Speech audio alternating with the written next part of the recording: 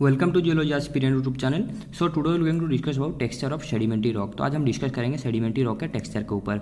जैसे कि previous video में हमने देखा था सेडिमेंट्री रॉक का टेक्सचर के कुछ बेसिक पॉइंट्स या फिर उसका डेफिनेशन देखा था और टेक्सचर में क्या क्या इंक्लूड रहते हैं, क्या क्या पैरामीटर्स आते हैं, वही सब चीज़ हमने देखा था। तो उसका एक क्विक ओवरव्यू ले लेते हैं। उसका दिए जो आज का हमारा जो वीडियो नंबर 2 उसको स्टार्ट कर देंगे। आज का जो वीडियो है हमारा टेक्सचर पे वीडियो नंबर 2 है।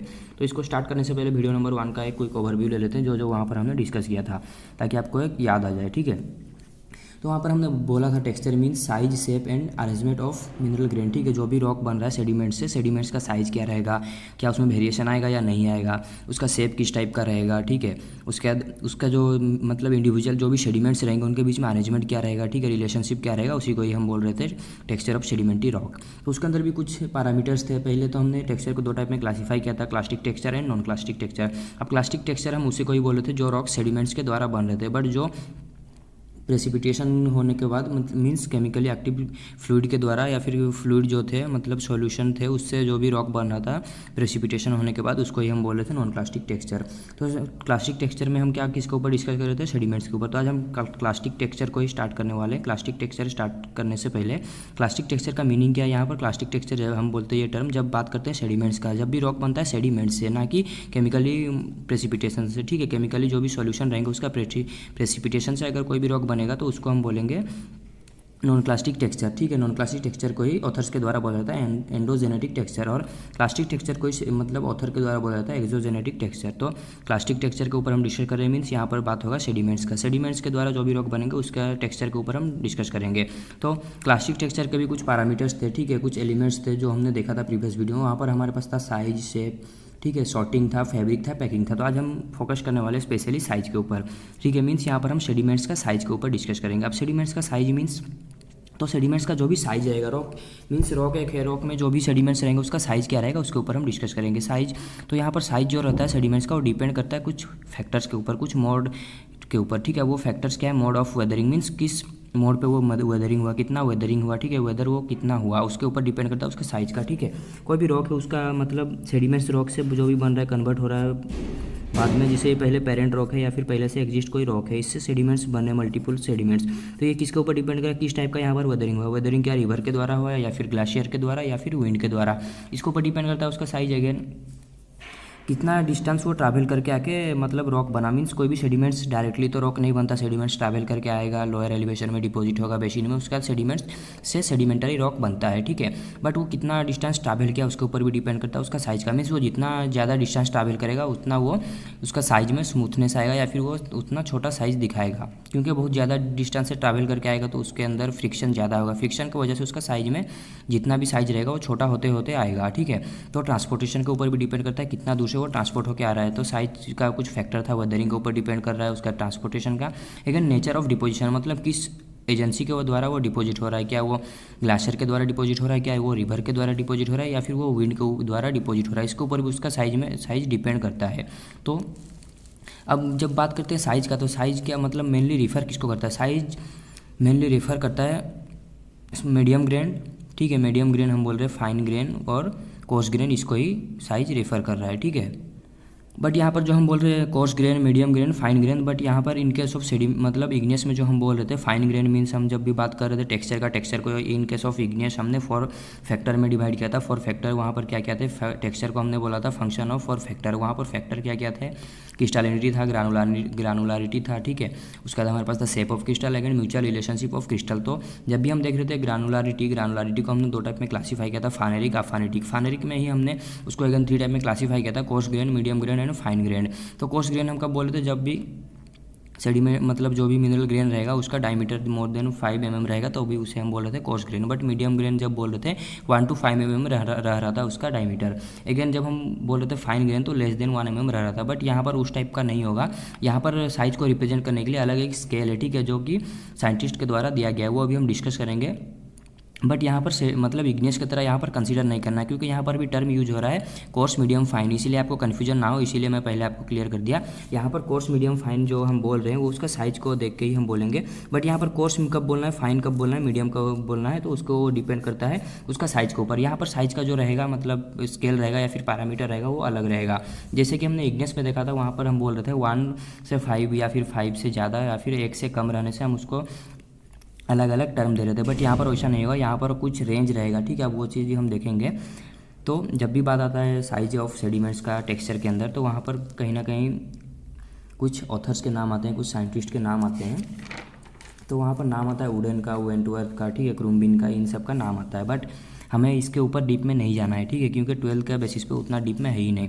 अब 12 का बेसिस में जितना रहता है मैं उतना ही आपको ट्राई करता हूँ देने के लिए कंटेंट, ज़्यादा मैं नहीं देता, ठीक है, क्योंकि एग्जाम के पॉइंट ऑफ व्यू से जितना आपके लिए इंपॉर्टेंट है वही देता है, ज़्यादा दे के कोई फ़ायदा ही नहीं, क्योंकि आपको अदर टॉपिक भी पढ़ना है जिसका फिजिक्स केमिस्ट्री बायो, मतलब बायो जिसका है तो वो जियोलॉजी नहीं लेगा, बट जिसका फिजिक्स केमिस्ट्री मैथ, अब साइंस में मीन्स आपका फिजिक्स केमिस्ट्री मैथ भी रहेगा, ठीक है, अदर सब्जेक्ट्स भी है, इसीलिए ज़्यादा यहाँ पर कंटेंट में कवर नहीं करता, जितना आपका ज़रूरत है 12 के बेसिस पे उतना ही कवर करता हूँ। तो यहाँ पर भी जब भी बात आता है वुडन वेंटवर्थ का, तो यहाँ पर जो टर्म आता है वो देखते हैं। द स्केल फर्स्ट जो भी था ये प्रपोज किया गया था वुडन के द्वारा, मतलब ये हम अभी एक स्केल देखेंगे, ठीक है। वो स्केल क्या है पहले आपको दिखा देता हूँ, उसके बाद इसका थोड़ा स्टोरी बताऊँगा ताकि आपको समझने में थोड़ा सा आसानी हो। तो स्केल को पहले देखते हैं।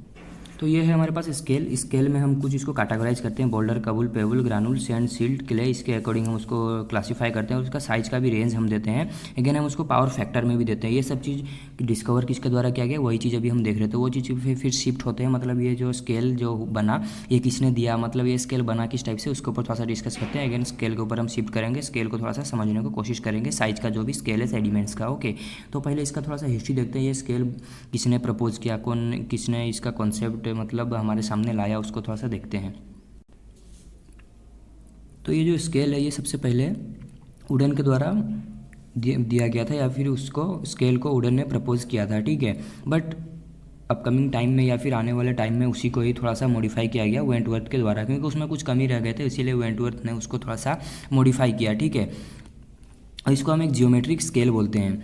बट इसके बाद और एक साइंटिस्ट का नाम आता है, उन्होंने 1934 में, ठीक है, 1934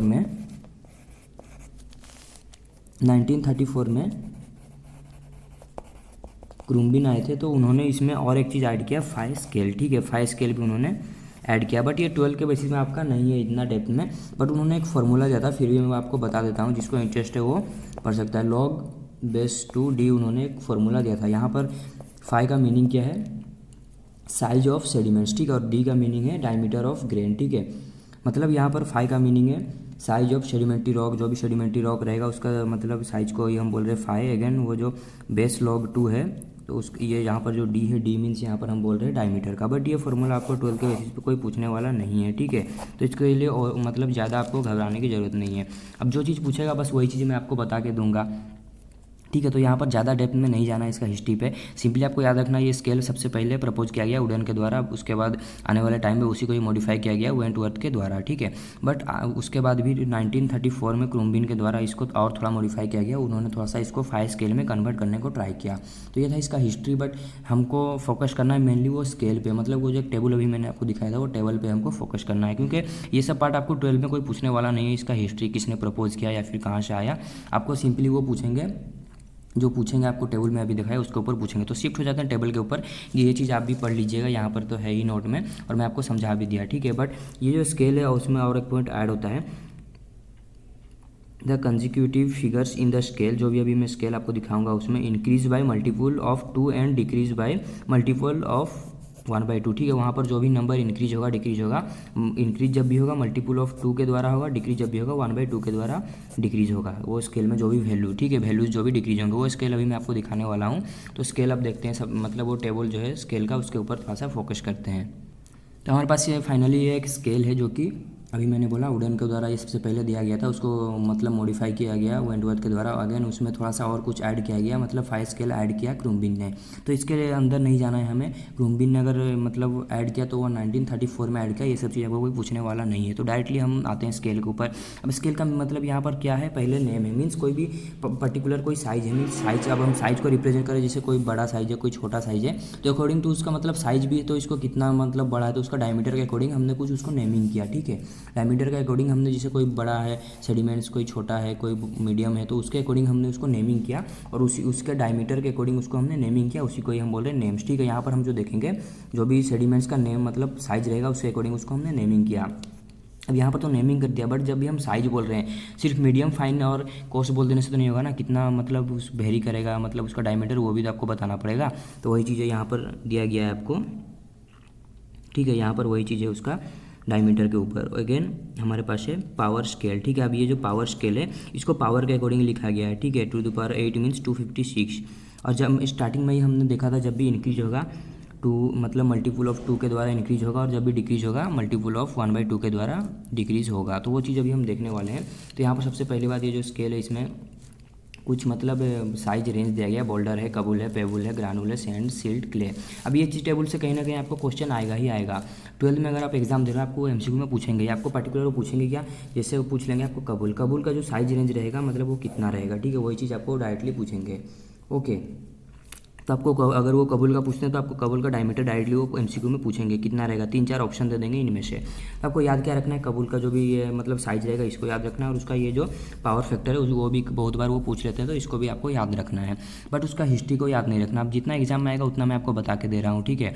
मतलब एग्जाम के पॉइंट ऑफ व्यू से जो भी आपके लिए इंपॉर्टेंट है वो मैं पूरा ट्राई कर रहा हूँ आपको सिंप्लीफाई करने के लिए। मेरा काम है सिर्फ आपको कंटेंट देना, समझा के देना, ठीक, उतना मैं कर सकता हूँ, ठीक है। बट आपका काम है इसको पढ़ना। अगर आपको इतना बताने के बाद भी आप अगर नहीं पढ़ते हो ध्यान से, और एग्जाम में अगर आप इससे क्वेश्चन आने के बाद स्किप कर देते हो, तो यहाँ पर ये चीज़ अच्छा नहीं होगा, क्योंकि ये बहुत ईजी है। तो आप मार्क यहाँ पर से सिक्योर कर सकते हो, ठीक है। सिर्फ थोड़ा सा याद रखना है और कुछ नहीं। अगर आप याद नहीं रखते तो ये आपका गलती है, क्योंकि मैं आपका अब यहाँ पर इसके बाद तो मैं कुछ कर नहीं सकता। मेरा काम था आपको पढ़ाना, कंटेंट देना, वो मैं दे दिया। अब काम रहा आपका, आपको ये चीज़ याद रखना, मेमोराइज करना है, ठीक है। तो ये आपके ऊपर डिपेंड करता है आप कितना इसको याद रख सकते हो, मगर इसके ऊपर एमसीक्यू आएगा ही आएगा। तो स्टार्ट कर लेते हैं। सबसे पहले मैं बोला था सेडिमेंट्स के अकॉर्डिंग इसको नेमिंग किया गया, मीन्स सेडिमेंट्स का साइज के ऊपर। अब हम बोल रहे बड़ा मतलब कितना बड़ा, उसी के अकॉर्डिंग उसको साइज किया गया। जब भी कोई भी सेडिमेंट्स का डायमीटर मोर देन 256 mm रहेगा, ठीक है। यहाँ पर बात हो रहा है mm का, नॉट cm, ठीक है। ये चीज़ थोड़ा सा ध्यान में रखिएगा। यहाँ पर बात हो रहा है mm का, ठीक है, mm। तो हाँ, जब भी कोई भी मतलब सेडिमेंट्स पार्टिकल का साइज रहेगा 256 mm से ज़्यादा, मीन्स 256 mm को अगर हम cm में कन्वर्ट करते हैं, आप थोड़ा सा आपको समझने के लिए ईजी होगा, तो कहीं ना कहीं हम बोल सकते हैं उसका डायमीटर अगर इतना रहता है cm, ठीक है। cm में इसको ही अगर हम कन्वर्ट करते हैं, कोई भी अगर रॉक का 25.6 cm से ज़्यादा अगर डायमीटर रहता है तो उसी को ही हम बोलेंगे बोल्डर, ओके, बोल्डर। तो बोल्डर का साइज़ क्या रहेगा 25 मतलब 256 mm से ज़्यादा रहेगा अगर मतलब डायमीटर का साइज़ रहेगा, तो उसी को ही हम बोलेंगे बोल्डर, ओके। अब उसका जो अगर उसको और थोड़ा सा पावर फैक्टर में देखेंगे तो 2 का जब भी हम पावर फैक्टर निकालेंगे 2 के अकॉर्डिंग ही निकालेंगे, ठीक है। तो 2 का अगर पावर 8 देते हो तो उसका वैल्यू भी आएगा 256। तो ये चीज़ आपको याद रखना, टाइम के साथ आपको याद हो जाएगा। बट इसके ऊपर से क्वेश्चन आएगा ही आएगा। तो एग्ज़ाम के दिन ना मैं आपका हेल्प कर सकूँगा, ना आपको ये वीडियो हेल्प करेगा, ना आपका ये कंटेंट में जो दे रहा हूँ वो हेल्प करेगा। हेल्प आपको कौन करेगा, आपने कितना प्रैक्टिस किया, ठीक है। ना आपका मोबाइल ये काम में आने वाला है, या फिर ना ये वीडियो लेक्चर जो मैं आपको बता रहा हूँ ये काम में आएगा, ना ये जो कंटेंट मैं आपको दे रहा हूँ या फिर समझा रहा हूँ ये कोई भी चीज़ काम में नहीं आने वाला। एग्ज़ाम के दिन आपको खुद का हेल्प खुद करना है, मीन्स आपको ये सब चीज़ याद रखना है और एग्ज़ाम में आपने दिमाग से ही आंसर करना है। क्या है कि क्योंकि आपको एग्ज़ाम में ना कोई आपको मोबाइल देगा या फिर ना आपको कोई वीडियो लेक्चर्स देगा देखने के लिए, इसीलिए आपको ये याद रखना ही होगा, क्योंकि इसके ऊपर क्वेश्चन आएगा ही आएगा, एक एमसीक्यू। तो जब भी डायमीटर का मतलब कोई भी सेडिमेंट्स का डायमीटर रहेगा 256 mm से ज़्यादा, तो उसी को ही हम बोलेंगे बोल्डर। और उसी को पावर फैक्टर में अगर उसका वैल्यू देखते हो 2.2 रहेगा, ठीक है। अगेन हमारे पास एक कबूल, ठीक है। बोल्डर के बाद आता है कबूल। तो कबूल का जो भी साइज रेंज रहेगा 256 से 64 अगर डायमीटर उसका रहेगा सेडिमेंट्स का, 256 से 64 mm के अंदर अगर रेंज करता है उसका डायमीटर, तो उसी को ही हम बोलेंगे कबूल। उसी को ही अगर आप थोड़ा सा पावर फैक्टर में लिखते हो तो 256 को 2⁸ लिख सकते हो, और 64 को 2⁻6 लिख सकते हो आप। तो ये चीज़ अगर आप याद रख ले तो आपको ये याद हो जाएगा। अगर आपको ये याद नहीं होता तो आप इसको याद रखिए, इसको याद रखने से भी आपका ये हो जाएगा। बट अब ऐसा नहीं है कि वो सिर्फ मतलब न्यूमेरिकल स्केल में पूछेंगे या फिर पावर स्केल में नहीं पूछेंगे, डिपेंड करता है एग्जामिनर के ऊपर वो किस टाइप में पूछना चाहता है। दोनों में से कोई ना कोई आपको पूछेंगे, ये या तो वो इस टाइप में पूछ सकते हैं या फिर इस टाइप में। तो आपको कोई भी एक चीज़ याद रखिए और ऑटोमेटिकली दूसरा चीज़ आपको याद हो जाएगा। तो हाँ, अभी तक हमने कबूल पर आया। उसके बाद हमारे पास जो भी नेक्स्ट मतलब साइज़ का रेंज है वो है पेबुल। पेबुल मीन्स ये भी एक साइज़ है लाइक बोल्डर कबूल के, जैसे बोल्डर एक साइज़ था, कबूल एक साइज़ था, सेडिमेंट्स का पेबुल भी एक साइज़ है। तो यहाँ पर साइज़ का रेंज कितना रहेगा, डायमीटर कितना रहेगा 64 से 4 mm। जब भी कोई भी मतलब सेडिमेंट्स का डायमीटर रहेगा उसी को ही हम टर्म दे रहे हैं पेबुल। तो उसी को ही पावर फैक्टर में देखेंगे 2⁶ to 2⁵, ठीक है। अगेन अब हम थोड़ा सा स्पीडली कवर करते हैं। हमारे पास है ग्रानुल, ठीक है, ये भी एक साइज है। तो यहाँ पर हम स्पेशली देख क्या रहे हैं, एक सेडिमेंट से उसका साइज रेंज देख रहे हैं, साइज रेंज के अकॉर्डिंग हम नेमिंग कर रहे हैं, ठीक है। तो आप उसको आपको क्वेश्चन वो घुमा के भी दे सकते हैं, आपको ऐसे ही पूछ सकते हैं कोई एक सेडिमेंट से जिसका मतलब डायमीटर का साइज रेंज 4 to 2 mm में वेरी कर रहा है, तो उसका नेम क्या है, ग्रानुल। तो आपको कहीं से भी मतलब कुछ भी घुमा के क्वेश्चन पूछ सकते हैं, या फिर आपको डायरेक्टली भी पूछ सकते हैं ग्रानुल का साइज रेंज क्या रहेगा, MCQ में इस टाइप में भी दे सकते हैं, या फिर ये वैल्यू दे देंगे और इसका वैल्यू के रिलेटेड जो भी मतलब नेमिंग रहेगा वो आपको फाइंड आउट करना है। तो हाँ, ग्रानुल है हमारे पास। ग्रानुल का जो डायमीटर रहेगा 4 to 2 mm रहेगा, और उसी को पावर फैक्टर में हम बोल रहे हैं 2 से 2 में वेरी करेगा। लेकिन हमारे पास है सेंड। अब सेंड जो बहुत सारे लोगों का कन्फ्यूजन रहता है, जो हम सेंड टर्म देते हैं वो जो सेंड आता है उसको सेंड नहीं बोलते, उसका साइज को हम सेंड बोलते हैं, ठीक है। उसका साइज उतना मतलब छोटा रहता है, इसीलिए हम उसको सेंड बोलते हैं, बट वो सेडिमेंट्स का नाम सेंड नहीं है, ठीक है। तो यहाँ पर जो हम जैसे सेंड हम कॉमनली एक टर्म यूज करते हैं, सभी को पता है, सब अक्वेंटेड है, तो हम जनरली अभी तक यही उसे ही सेंड समझ रहे थे, बट वो सेंड नहीं है, वो एक साइज़ का नेम है, ठीक है। उसको अगर देखा जाए तो उसको हम सेडिमेंट्स बोलेंगे, बट उसका साइज़ के लिए हम उसको सेंड बोल रहे हैं, ठीक है, बट उसका नेम सेंड नहीं है। सब उसको कंसीडर करते हैं उसका नेम ही सेंड है, ठीक है, बट उसका नेम सेंड नहीं है, उसका साइज का नेम है सेंड। मत अगर उसको हम देखेंगे तो उसको हम बोल सकते हैं सेडिमेंट्स, जब बात आएगा साइज का तो हम उसको बोलेंगे सेंड। तो हाँ, सेंड है हमारे पास। सेंड का अगर बात करते हैं डायमीटर का, तो अभी यहाँ पर से तो ये क्या हो रहा था, जैसे मैं अभी बोला इंक्रीज होगा तो मल्टीपल ऑफ 2 के द्वारा होगा, डिक्रीज भी होगा तो मल्टीपल ऑफ 1/2। तो यहाँ पर साइज रेंज क्या रहेगा, 2 से रहेगा 1/16 mm, ठीक है। साइज का रेंज क्या रहेगा सेंड का, 2 to 1/16 mm। उसी को अगर पावर स्केल में लिखते हैं, ये देखिए 2⁻1 से 2⁻⁻4, 2 का पावर -4 रहेगा। उसी तरह हमारे पास सेंड के बाद सील्ड, ठीक है, सेंड से और भी ज़्यादा फाइन रहेगा ये सील्ड का जो भी रहेगा मतलब डायमीटर का रेंज रहेगा साइज का, वो रहेगा 1/16 to 1/256, ठीक है, 256, ये सब बात चल रहा है mm में। तो इसको ही अगर पावर फैक्टर में देखते हैं 2⁻⁻4 to 2⁻⁻8। अगर हमारे पास एक क्ले, ठीक है, क्ले में जो रहेगा लेस मतलब लेस रहेगा, किससे लेस रहेगा, 1/256 से, मीन्स लेस रहेगा 2⁻⁻8 से, ठीक है। स्टार्टिंग में हमारे पास क्या था, ज़्यादा था, मतलब मैक्सिमम था 256 से, बट यहाँ पर हम आ गए 1/256, मतलब कितना छोटा है, अब आप इमेजिन कर सकते हो क्ले का साइज, ठीक है। तो यहाँ पर कुछ टर्म है आपको याद रखना है, हमारे पास है बोल्डर है, कबुल है, पेबुल है, ग्रानुल है, सैंड, सील्ड, क्ले, ये सब चीज़ आपको याद रखना है, और उसका डायमीटर याद रखना है न्यूमेरिकल स्केल में और पावर स्केल में। अब इसके ऊपर क्वेश्चन आएगा ही आएगा, 101% आपको MCQ में वो पूछेंगे।